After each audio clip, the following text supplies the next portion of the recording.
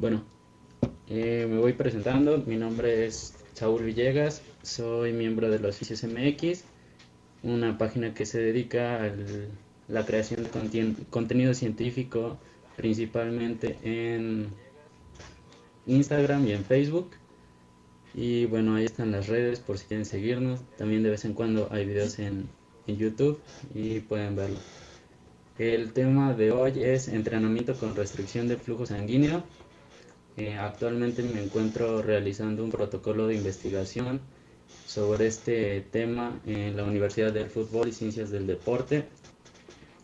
Y pues es un tema bastante interesante, bastante nuevo y es un tema muy rápido.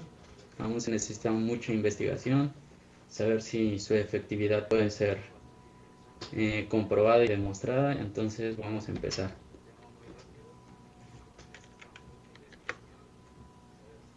Bueno, de inicio, el entrenamiento de fuerza como parte de un programa de rehabilitación se comenzó a utilizar en 1945 por Thomas DeLorme eh, en personas o en participantes de la Segunda Guerra Mundial. Entonces, aquí a partir de este punto, digamos que los inicios de la fisioterapia, los, los en ese tiempo recuperadores de los soldados o personas que participaron en la guerra empezaron a tomar el entrenamiento de fuerza como parte de un programa de rehabilitación.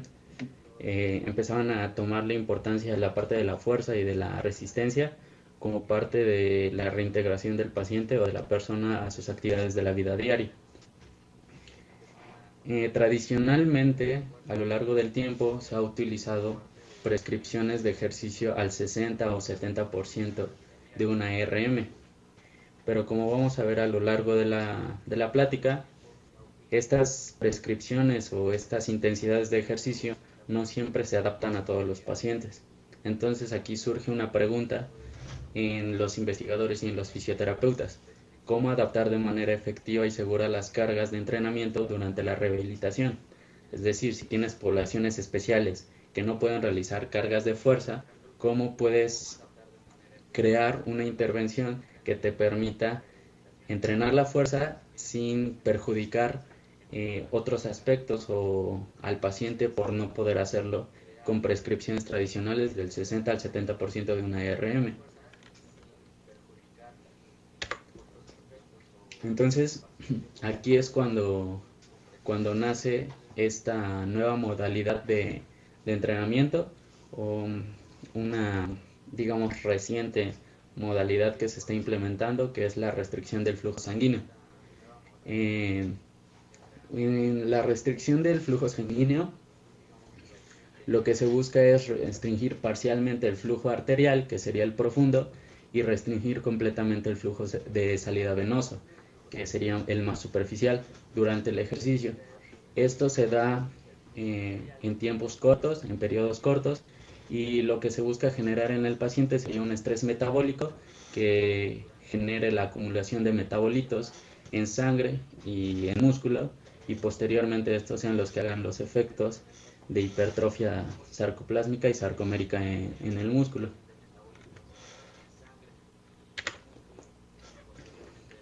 Como les mencionaba, el uso de la restricción del flujo sanguíneo aún está en su infancia, aún está en pañales, se necesita demasiada investigación para ver si es factible aplicarla en fisioterapia o si se debe de aplicar en ciertas poblaciones o solo en deportistas.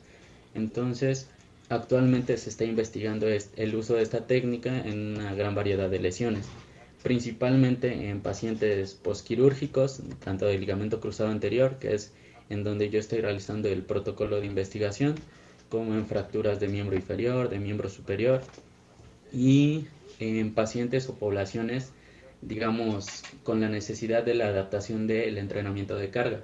Por ejemplo, osteoporosis, pacientes de la tercera edad o pacientes con fibromialgia. Se puede adaptar para entrenar la fuerza, pero como les menciono, aún necesita investigación y ver si es factible aplicarla en estas poblaciones. Bueno, a través de estas investigaciones se ha observado que el entrenamiento con restricción de flujo sanguíneo puede producir hipertrofia y ganancias de fuerza, incluso utilizando cargas bajas como lo podría ser un 30% de una ERM. Entonces, esta es una gran ventaja porque 30% no es una carga excesiva y, como vamos a ver a lo largo de la plática, con los protocolos que se están usando podría ser factible y podría utilizarse en demasiadas poblaciones y tener efectos positivos. Ahora, como les digo, como sigue en desarrollo, hay teorías que hablan o que tratan de justificar su uso o su funcionamiento. Entonces, como repito, son teorías. Se dice que la restricción del flujo sanguíneo produce un ambiente isquémico y hipóxico y genera altos niveles de estrés metabólico. Con este estrés metabólico, ¿qué es lo que viene? ¿O qué es lo que la gente dice o los investigadores dicen que podría causar en el cuerpo? Pues producción elevada de hormonas sistémicas, hinchazón de células, producción de especies reactivas de oxígeno, el aumento de la señalización anabólica y anticatabólica intramuscular, lo que generaría como menos consumo de las fibras musculares después del ejercicio y reclutamiento de fibras de contracción rápida o inmediata. Estas son algunas de las cosas que se proponen que se generan con el ejercicio o con restricción de flujo sanguíneo. Y recordemos que se dice que el estrés metabólico y la tensión mecánica son factores primarios de hipertrofia. Entonces, si esto es cierto, añadiendo la tensión mecánica que supondrían las cargas, tendríamos en combinación los dos factores primarios de hipertrofia.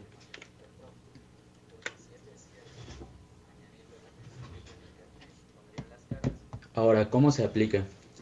Bueno, ahorita vamos a ver una imagen de cómo se aplica, pero básicamente esto se puede dividir en 4 puntos muy básicos.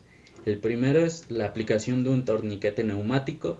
Hay que dejar claro que tiene que ser específicamente un torniquete neumático en el que tú puedas regular la presión y ver los milímetros de mercurio a los que se está generando la oclusión.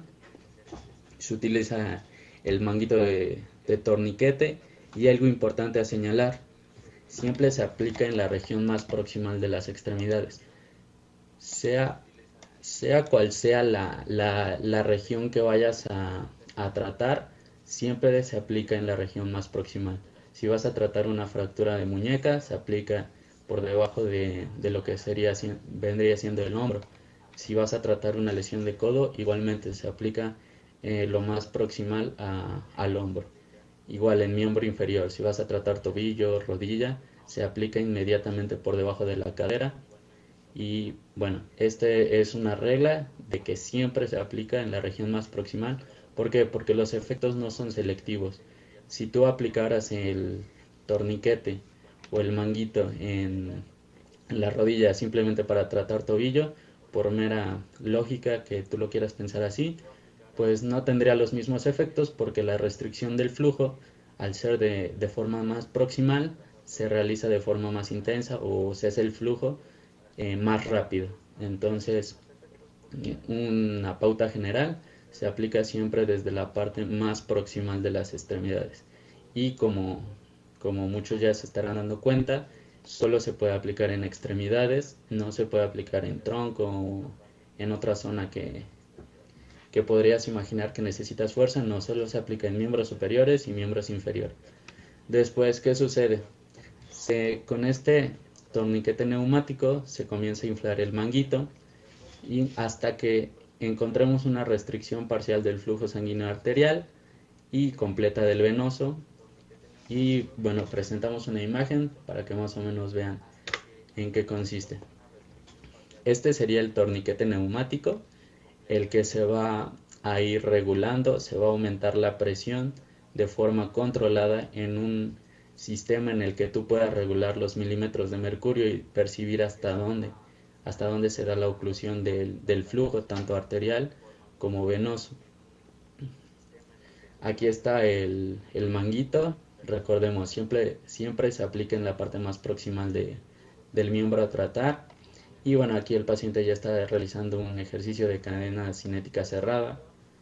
Y vamos a ver que la dosificación del ejercicio también es demasiado importante. Pautas generales. Como ya les he dicho, durante las investigaciones se ha observado que se necesita ciertas reglas a seguir por parte de los aplicadores para observar efectos y para disminuir los riesgos que podría causar. La primera es que los efectos mayores se han observado en aplicaciones de 2 a 3 días por semana. Aplicaciones de 5 días o 7 días no tienen diferencias, por lo tanto significaría un menor estrés y los mismos efectos, entonces se recomienda de 2 a 3 días por semana. Cargas de ejercicio. Se ha visto que cargas del 20% al 30% podrían ser efectivas, pero generalmente se trabaja entre el 20 y 40% de una ERM, aunque se van a encontrar programas, sobre todo en deportistas, que pueden variar del 30 al 70% de una ERM, pero eso ya lo determinará el paciente. El volumen. Tiene una dosificación bastante interesante y bastante precisa, que nunca se sobrepasan las 75 repeticiones en 4 series. No se debe de superar estas repeticiones en las 4 series.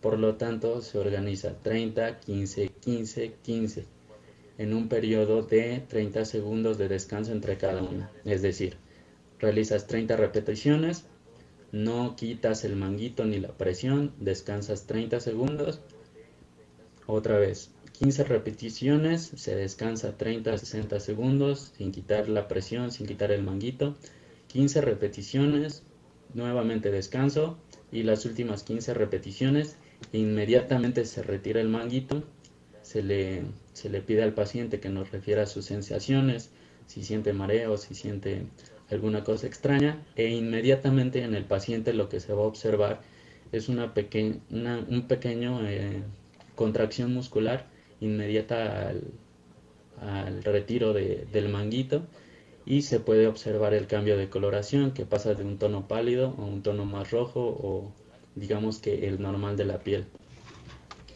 Ahora, algo importante, la presión siempre debe de estar regulada en relación con el individuo. Vas a encontrar artículos o investigaciones en el que te van a decir que a tantos milímetros de mercurio, que no importa qué tanto lo regules en tu paciente, sino que al llegar a 190 milímetros de mercurio, con eso ya es suficiente. O incluso vas a encontrar artículos que lo evalúan con oxímetro de pulso, pero pues esto es errado porque, pues como sabemos, las presiones por milímetros de mercurio no son iguales en cada persona y pueden estar determinados, aparte de la presión del manguito y del mismo sistema neumático que escoja el fisioterapeuta o entrenador, van a estar determinados por el grosor de la piel, por la retención de líquidos, por el entrenamiento previo, por la masa muscular. Entonces nunca utilices milímetros de mercurio preestablecidos en alguna investigación. Siempre bueno, aquí lo que les puse es una forma fácil de identificar el nivel de oclusión que puedes realizar, que es, ok, colocas el manguito y con tu sistema neumático vas a comenzar a inflar el brazalete hasta un punto en el que cese el flujo sanguíneo. Esto lo vamos a llamar el 100% de la presión de oclusión arterial. Una vez que llegues ahí, anotas, bueno, mi paciente cesó el flujo sanguíneo a los 200 milímetros de mercurio. Entonces, de esos 200, sacas un 40 o 80% dependiendo de cómo vayas a trabajar. Si es un deportista, generalmente se utilizan las oclusiones altas. Si es un paciente de la tercera edad o con osteoporosis o poblaciones especiales, se utilizan 40% de la presión de oclusión arterial. Entonces, si tienes 200 milímetros de mercurio como tu 100%, un 80% serían 160 milímetros de mercurio. Entonces, con ese paciente en específico, trabajarías a una presión de 160 milímetros de mercurio, porque sería un 80% de su 100% de presión de oclusión arterial. ¿Sí?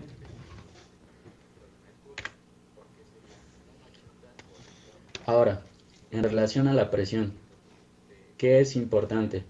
Como te mencionaba, algunos artículos te van a hablar de presiones de 180, de 160 milímetros de mercurio, pero aplicadas de forma general, o te van a decir que con el uso de oxímetro es suficiente para evaluarlo. Pero esto está errado. ¿Por qué? Porque ya dijimos que las presiones en el cuerpo van a ser determinadas por diversos factores y no solo por la cantidad de milímetros de mercurio en el manguito. Entonces, ¿qué es un sí o sí en esta aplicación? Es el uso de ecodoppler. Entonces, si tú quieres aplicar esta técnica, necesitas tener el conocimiento de las técnicas de imagen y tener obviamente el equipo para realizarlo. Entonces, en todos los estudios la presión varió de 60 a 270 milímetros de mercurio por lo mismo, porque las poblaciones son diferentes y las menores cargas en milímetros de mercurio suelen asociarse a pacientes de poblaciones especiales y las cargas altas generalmente a deportistas. Y bueno, a un 40% de la presión de oclusión arterial se producen efectos similares en fuerza y resistencia después de 8 semanas de entrenamiento que presiones al 90%. Entonces esto quiere decir que no necesitas trabajar en los extremos altos para lograr efectos en tu paciente. Y como decía, el gold standard para la evaluación de la presión de oclusión arterial es el ecodoppler vascular periférico, que determina por colores la sangre que se acerca, la sangre que se va del cabezal, y digamos que en la aplicación real, cuando tu paciente cese el flujo sanguíneo arterial, venoso, perdón, una disculpa, cuando cese el flujo sanguíneo venoso, ahí tomarías como tu AOP máxima y de ahí verificarías a qué milímetros de mercurio estaría y trabajar de un 40 a 90%, 40 a 70%, eso ya tú lo determinas. ¿Cuáles son los objetivos del esquema de volumen de entrenamiento que te presentaba aquí? Que era frecuencia de 2 a 3 días, cargas de ejercicio del 20 al 40% de un ERM, 75 repeticiones en 4 series y con periodos de descanso de 30 a 60 segundos. Bueno, lo que se busca es que como sabemos, eh, el sistema venoso lleva residuos del metabolismo y lleva sangre de los órganos hacia el corazón de nuevo para ser metabolizada. Bueno, pues ¿qué se propone? Que con la acumulación de metabolitos, que en este caso sería el lactato en las estructuras musculares y en los vasos, se estimula un aumento en la hormona de crecimiento sérico. Esta hormona tiene la propiedad de promover y de aumentar la síntesis de colágeno y reparación para la reparación y recuperación de tejidos.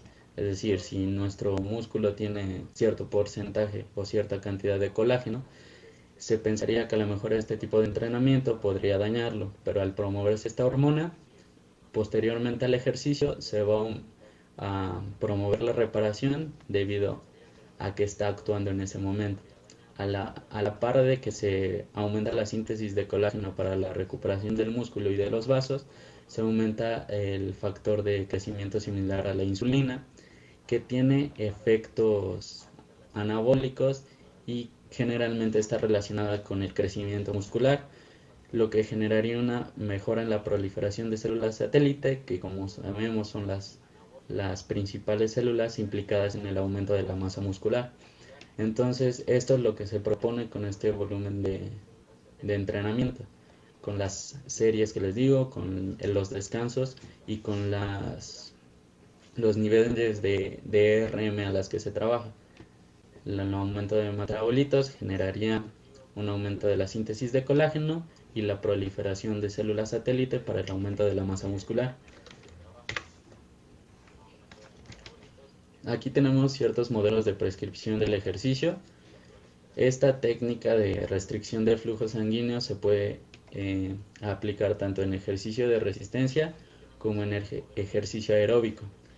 Sin embargo, algunas pautas van a cambiar por obvias razones, ¿no? Porque el ejercicio aeróbico y el de resistencia se realiza de diferentes maneras. Para el ejercicio de resistencia se repite de 2 a 3 veces a la semana y el entrenamiento para que sea efectivo debe de ser superior a 3 semanas. Es decir, programas que son menores a 3 semanas generalmente no se ven cambios significativos en la fuerza de los sujetos. Las cargas se pueden manejar de 20 a 40% de una ERM porque ya vimos que no es necesario usar cargas tan altas, pero si tú quieres trabajar con un deportista lo puedes utilizar hasta el 70% de la ERM y minimizar los riesgos. El tiempo de restricción.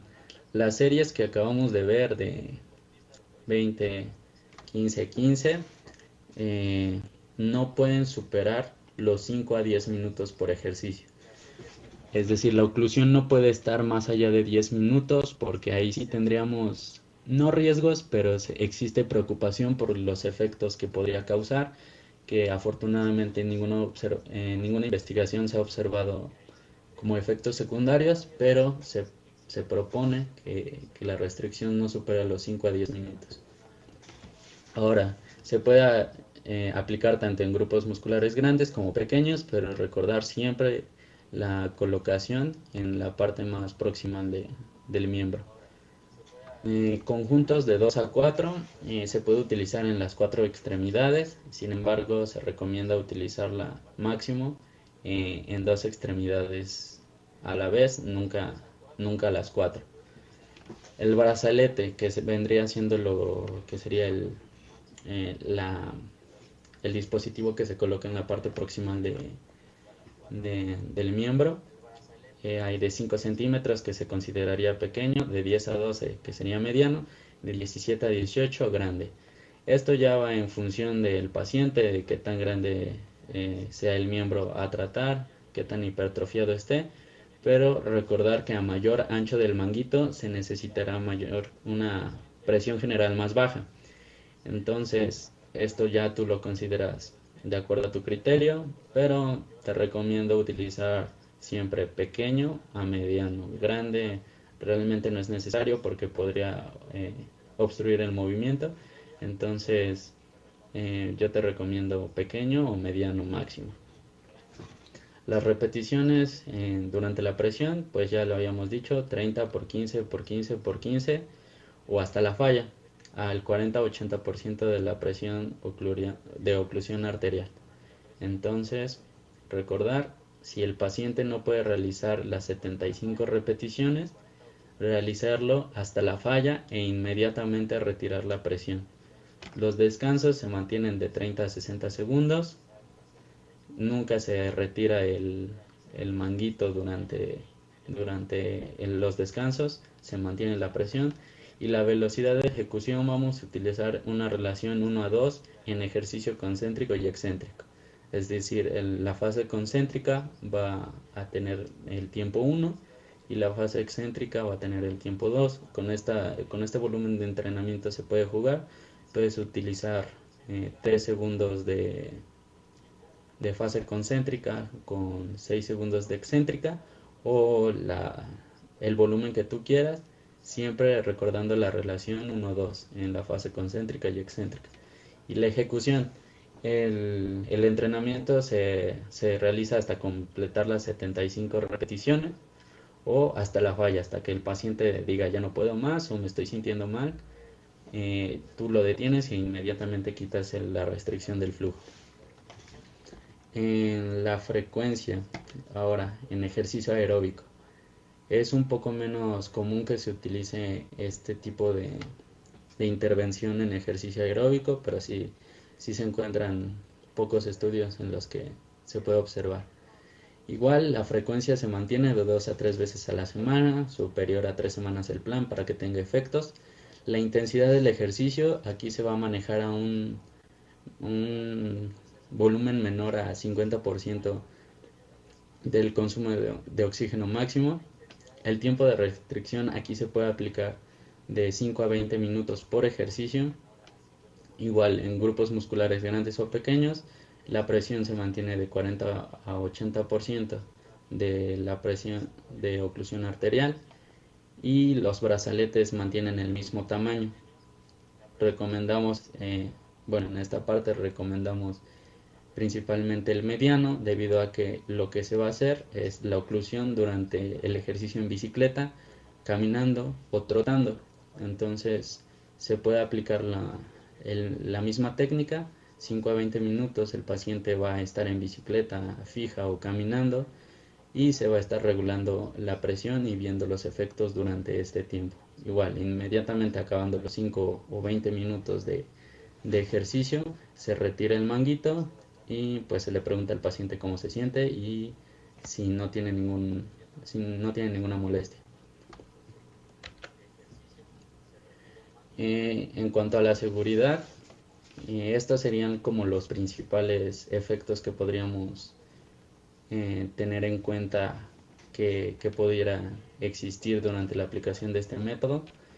Riesgos de formación de trombo. En los estudios no se encuentran cambios en los marcadores sanguíneos que produzcan un aumento de trombina o formación de coágulos que puedan viajar a través de los vasos. Entonces es mínimo el riesgo mientras tu paciente no tenga problemas de formación de coágulos.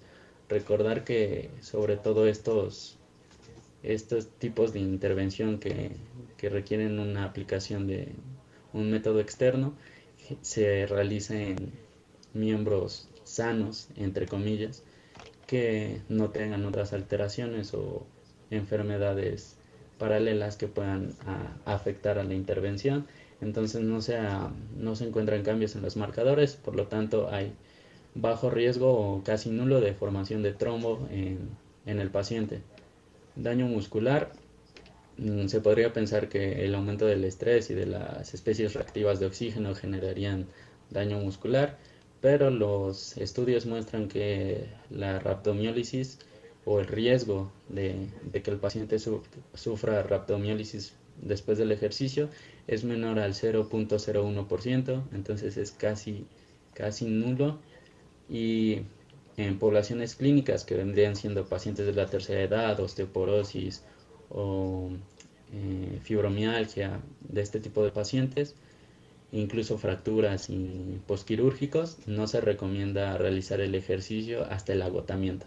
Es decir, si se completa el, el programa de las 75 repeticiones en los esquemas que presentamos o hasta el fallo, eh, ya se consideraría como una intervención exitosa y no se debe de superar eso.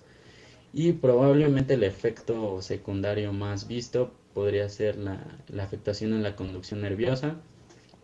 Generalmente el paciente va a referir entumecimiento, pero esto no quiere decir que sea malo o que esté contraindicado ya en ese paciente de volver a realizar la intervención. Simplemente puede significar que la presión que tú aplicaste en el torniquete es inadecuada o que la colocación del torniquete generalmente queda cercana a un nervio periférico y entonces está causando compresión y después de los 5 a 10 minutos o de los 5 a 20 minutos ya generaste esa sensación de entumecimiento, pero generalmente los cambios o las modificaciones de la conducción nerviosa están asociados a malas colocaciones del manguito más que a la propia intervención. Como les decía, es un tema muy rápido, bastante interesante, pero que requiere investigación. Y como comentarios finales, vamos a poder decir que el entrenamiento con ejercicios de baja carga con restricción de flujo sanguíneo puede aumentar la fuerza muscular. Decimos que puede porque no vamos a asegurar que aumenta la fuerza muscular. No, se necesitan investigaciones para saber si puede aumentar la fuerza muscular. Otra, no existe literatura para identificar un mecanismo claro para explicar cómo el entrenamiento de oclusión sanguínea estimula mayores aumentos en la fuerza. Se tienen teorías, se postulan mecanismos como el aumento de los metabolismos de los metabolitos, perdón, durante el ejercicio, pero aún no está claro. Funciona, puede aumentar la fuerza, pero aún no está claro cómo, de forma fisiológica, cómo ocurre. aquí, poblaciones que se ven beneficiadas. Como les decía, puede que no sea para todos, pero en los que se ha visto mayores beneficios o efectos positivos en adultos mayores que no pueden realizar cargas muy amplias. Entonces, si tú quieres o tienes a tu paciente con artrosis de rodilla y no puede realizar una sentadilla en cadena cinética cerrada y no sabes ya cómo aumentar la fuerza, pues puedes utilizar oclusión del flujo sanguíneo a un 40%. Pones a tu abuelito sentado, a tu paciente geriátrico sentado, y realizas contracción de cuádriceps de miembro inferior en cadena cinética abierta, y así no necesitas aplicar cargas con sentadillas o con peso en la espalda para la recuperación de la artrosis de rodilla. No, simplemente utilizas oclusión del flujo sanguíneo y cadena cinética abierta en sedestación, y tendría los mismos efectos que el ejercicio terapéutico tradicional. Para poblaciones con dolor, síndrome del dolor femoral rotuliano, también se han visto efectos positivos en desgarros meniscales, osteoporosis, artritis reumatoide, sobre todo en fracturas y rehabilitación postquirúrgica, generalmente de población joven o de pacientes deportistas, es donde se ha visto mayores beneficios. En linfoma aún se está estudiando qué riesgos podría tener, pero se ha observado que bajas cargas de RM, como lo sería un 20-30%, son efectivas. Sin embargo, pues aún se necesita investigación, pero sobre todo en adultos mayores, en fracturas, en roturas fibrilares, es donde mejores efectos ha tenido. Y otro punto, nosotros como profesionales aún no tenemos claro cómo usar y aplicar la restricción del flujo sanguíneo en línea con los estándares actuales de investigación. Les repito, yo estoy realizando un protocolo de investigación en la Universidad del Fútbol en Pachuca. Entonces, poco a poco yo también voy aprendiendo, voy viendo las deficiencias que tienen los programas, las investigaciones, pero generalmente y sobre todo en Latinoamérica no se tiene claro cómo usar esta intervención. Aquí les pongo un ejemplo. Esto sería lo correcto. Tener tu aparato que tiene una función neumática, el manguito y la presión regulada por el aparato neumático, y el paciente está realizando ejercicio aeróbico, y como ven, la colocación se realiza en la parte proximal del miembro a tratar. Todo el tiempo el fisioterapeuta o el entrenador tendría que estar vigilando la oclusión, el nivel de oclusión, y esta sería una aplicación correcta. En muchos gimnasios te la van a vender como que la oclusión simplemente es ponerse una banda en la que tú regulas manualmente la presión, y lo único que van a hacer es hacer el cese del flujo sanguíneo, pero no se va a ver ni los milímetros de mercurio, ni si solo está obstruyendo el flujo venoso o si también ya llegó al punto de obstruir el flujo arterial, y te van a poner cargas altas de peso, y en lugar de tener efectos positivos puede generar roturas fibrilares o podría tener efectos contraproducentes. Entonces lo correcto, siempre tener el regulador neumático, el manguito en la parte proximal, estar vigilando y cuidar los tiempos, que no supere los 20 minutos en aeróbico y los 10 minutos en entrenamiento de fuerza y resistencia, y siempre estar preguntando el estado del paciente durante la aplicación. Importante, como en todas las intervenciones, la toma de signos vitales antes y después de la intervención, y evitar hacer esto. Esto no es entrenamiento con oclusión del flujo sanguíneo de forma correcta. Ahora, aquí hay un pequeño video para que, bueno, recordar las pausas, la colocación, lo que se debe de observar. Recordar que si vas a hacer esto siempre se utilizan las técnicas de imagen, no lo puedes hacer al tanteo ni por eh, determinado número de milímetros de mercurio, ni por oxímetro. no siempre tener el ecodoppler para verificar la oclusión de los vasos. Y aquí hay un pequeño video que resume más o menos lo que hemos visto. Está editado, está cortado por partes, no es de mi propiedad, entonces vamos a verlo.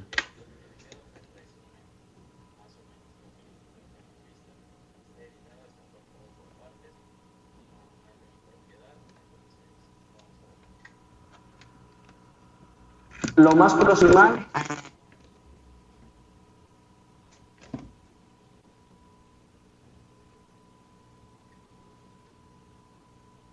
lo más proximal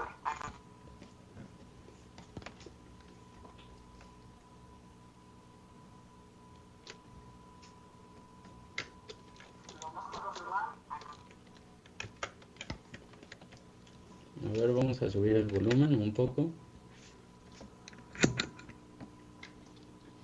Entonces lo que vamos a hacer es, con el manguito, la válvula que quede en dirección hacia abajo, la vamos a poner lo más proximal a la extremidad superior. Es decir, si quisiéramos efectos en la muñeca, no lo pondríamos aquí, ¿vale? Si no, lo pondríamos siempre cerquita del hombro, queramos el codo o la mano, porque pasa por aquí la arteria braquial y los efectos van a ser los mismos. Y además, la compresión sobre el nervio va a ser menor. Entonces lo vamos a poner. El brazo tiene que estar relajado, ¿vale? Pues nosotros con el Espingo tenemos un medidor de presión y además con el ecógrafo tenemos un Doppler que nos va a medir la cantidad de sangre que está pasando, porque no queremos ocluir la arteria, sino lo que queremos es que se ocluya la vena, el retorno venoso, pero la arteria restringirla entre un 40 y un 80%. Vamos a verlo, que así queda mucho más visual. Entonces, lo primero vamos a colocar el Espingo para llenarlo de presión. Cerramos la válvula y aquí con el ecógrafo vamos a echar el gel conductor, el brazo relajado, ¿vale?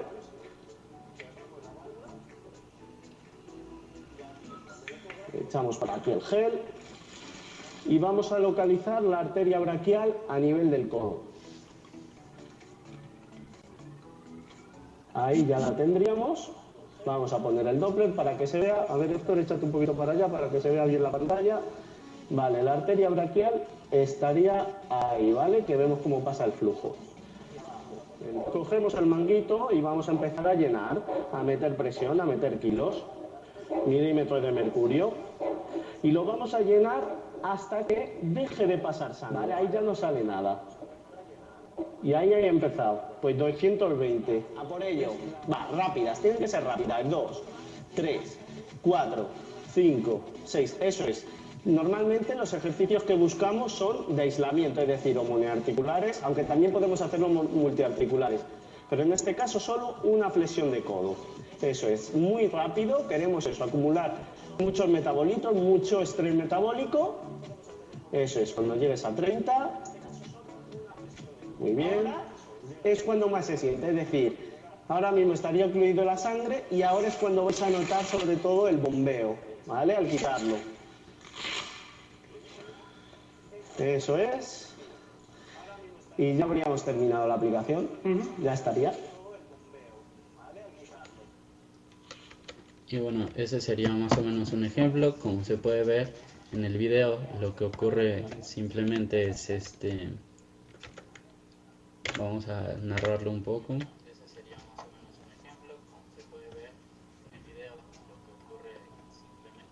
Aquí se coloca, como decíamos, siempre en la parte más proximal.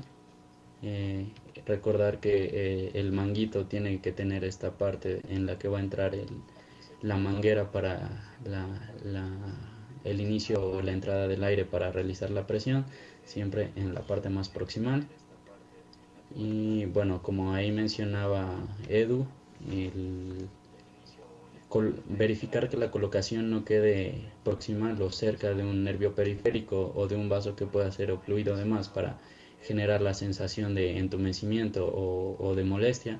Y lo que se usa es el insuflador para aumentar la cantidad de aire y aumentar la presión en el miembro superior.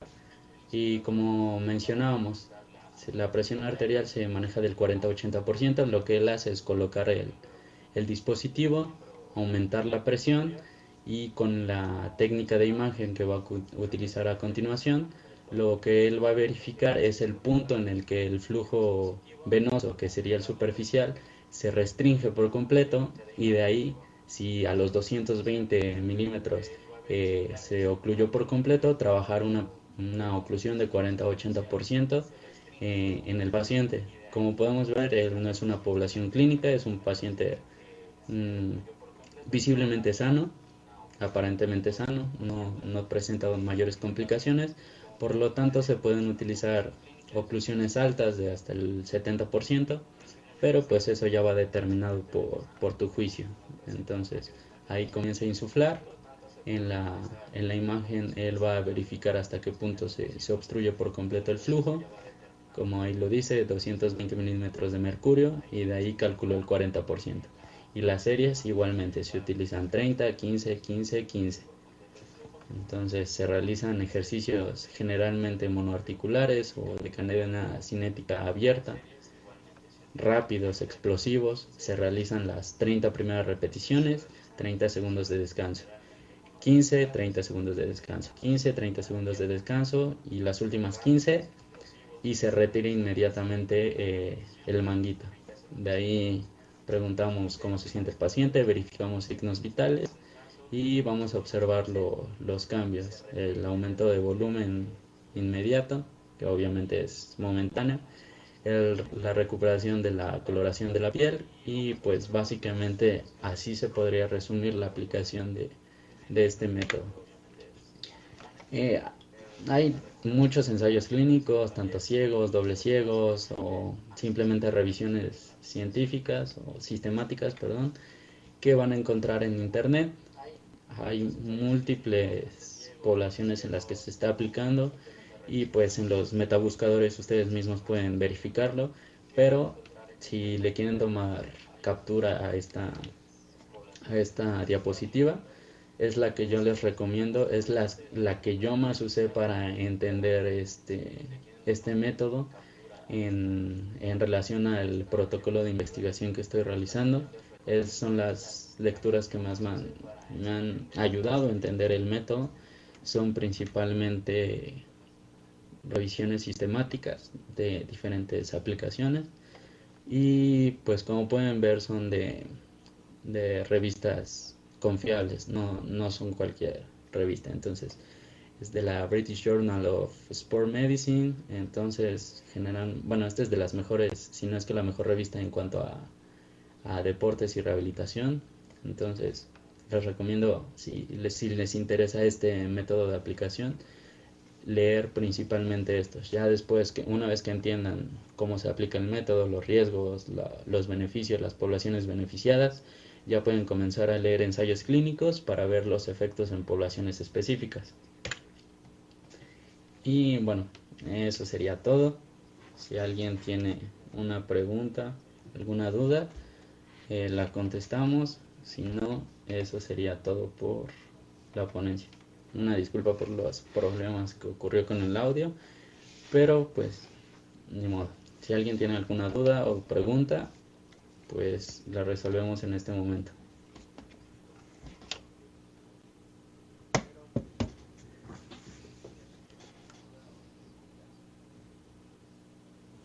Recordar, aquí están nuestras redes sociales, nos pueden seguir en Instagram, en YouTube, en Facebook. Estos son los personales, esta es la principal. Y pues agradecer a los amigos de Pangea Meet que nos invitaron a dar esta plática. Les repito, es un tema, bueno, a mí me parece un tema bastante interesante, innovador, porque a diferencia de otras intervenciones como lo podría ser la MEP, la EPI, la punción seca, se utiliza algo innovador, pero se sigue trabajando con ejercicio. Entonces, ese ejercicio terapéutico simplemente agregando una, un factor externo que podría potenciar los efectos del ejercicio. Entonces, pues no deja de ser una de las principales herramientas con las que trabajamos y las que más evidencia tiene, que sería ejercicio terapéutico. Y pues, si a alguien le interesa el protocolo que estoy realizando en jugadores de fútbol en Pachuca, pues me pueden mandar mensaje tanto a los fisios como al personal. Y pues si quieren les paso artículos, les paso los avances que he estado teniendo, y cualquier comentario pues es bien recibido. Entonces, si nadie tiene dudas, ahí terminamos.